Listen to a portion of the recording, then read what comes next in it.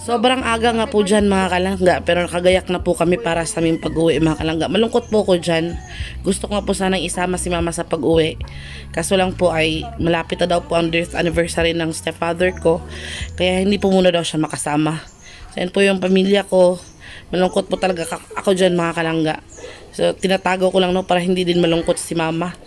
Nakagayak na po kaming lahat dyan. Kasama po yung pamangkin ko na si Marilyn at yung 4 niyang anak. Yan po si Insik. Yan po yung mga bag namin, naka-ready na po. Kasi uuwi na po kami sa mga araw na yan. So yan po si mama, talagang napapansin ko na malungkot talaga siya. Pero alam kong tinatago niya din po mga kalangga, no? So maya maya po ay nakarating na din po kami sa Pantalan.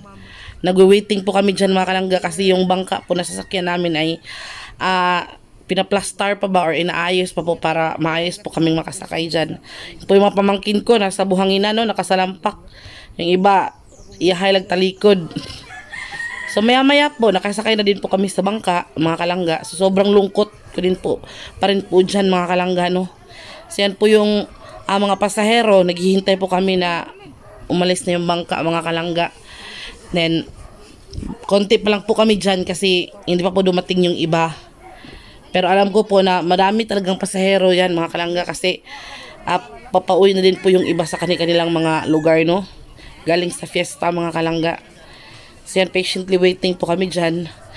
Inaabala ko po talaga yung sarili ko mga kalangga para hindi ko po maramdaman yung lungkot. Pinapauwi ko na po si mama dyan sa mga oras na yan po. Kasi naghihintay pa po kami ng mga pasahero na darating kaya ayun. Habang naghihintay po kami, nag-video lang po muna ako dito. Remembrance po, no? Kasi matagal na naman po tayong hindi maka-uwi.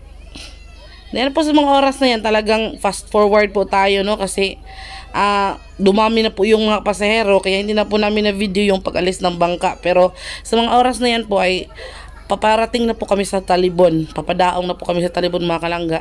Hindi ko na po na-videohan yung pag-alis kasi ang dami-dami po talagang pasahero mga kalangga. Yung iba nga po ay nakatayo na. Kaya thankful po kami na nakauna po kami sa upuan. Kaya sobrang okay po na maaga po talaga tayo no kapag aalis.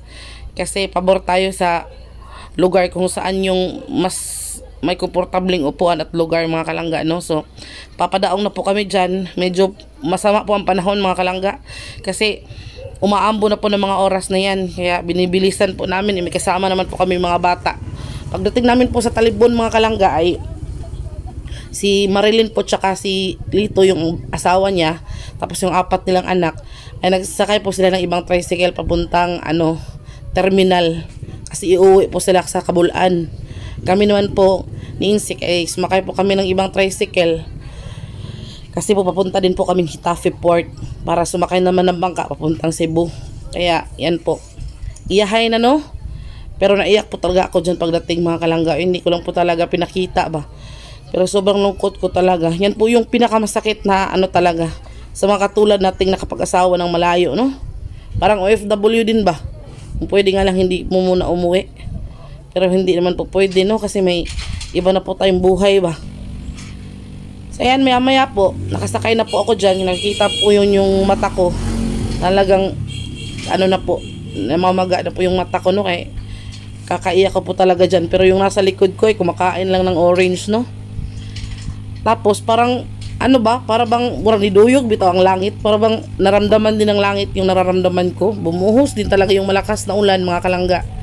Yung malakas na ulan, talagang sobrang lakas ng ulan, nabasa po kami dyan. Kasi parang, kasi bigat ng nararamdaman ko yung panahon. Nararamdaman siguro ng panahon na mabigat yung pakiramdam natin, no? Kaya ayun, nakiramay siya ba, nakisama siya sa ating, sa ating nararamdaman. Ganyan po talaga ako mga kalangga kapag babalik na ako dito sa Cebu. Kahit po nasa syudad pa po kami, pag babalik na ako sa Cebu ay talagang sobrang hirap. So yan, pagkatapos po ng sobrang lakas ng ulan na pinagdaanan po namin, nabasa po kami ni Insik. So dumating na po kami dyan sa Hitafe Port, dyan po sa waiting area ng Hitafe mga kalangga no. So napakaganda ng waiting area po nila dyan kasi napaka-spacious, napaka-aliwalas ng lugar. Pero din, medyo basa din yung ibang part kasi nga malakas talaga yung ulan. Ayan po mga kalangga, kumain po kami muna dyan ng agahan kasi hindi po kami nag-breakfast. Inagahan po talaga namin ng pag-alis para po makasakay po kami ng ng hindi nahihirapan. Yan, napaka-spacious po. Marami pa po mga space dyan na wala pa pong umuupo mga kalangga. Kaya, ayan. Then, pag patak po ng alas 11 mga kalangga, kasi alas 11 po yung biyahe namin. And sumakay na po kami sa sa bangka. So malaki po yung bangka niya, nasa Hitafe Port. Nakikita nyo po ba yan? Pantalan po yan mga kalangga. So dyan po talagang nag-sink in nasa isip ko mga kalangga na eto na, uwi na talaga kami. So parang yung ilang araw na pagbakasyon namin ba ay para bang isang araw lang, no? Ang bilis-bilis talaga kapag nagbakasyon. Then maya-maya din po ay umalis na yung bangka mga kalangga. So nakatanaw na lang po ako dyan sa sa Hitafe or sa Bohol. And nasabi ko po sa sarili ko na see you next time, Bohol, my hometown, pinakamamahal kong lugar. Kaya yun, zoom in ko po talaga para ayun, uwi na po tayo. Balik na po tayo sa ating balik na po tayo sa ating palaging ginagawa sa araw-araw. Back to reality na naman tayo, no? So medyo madami din yung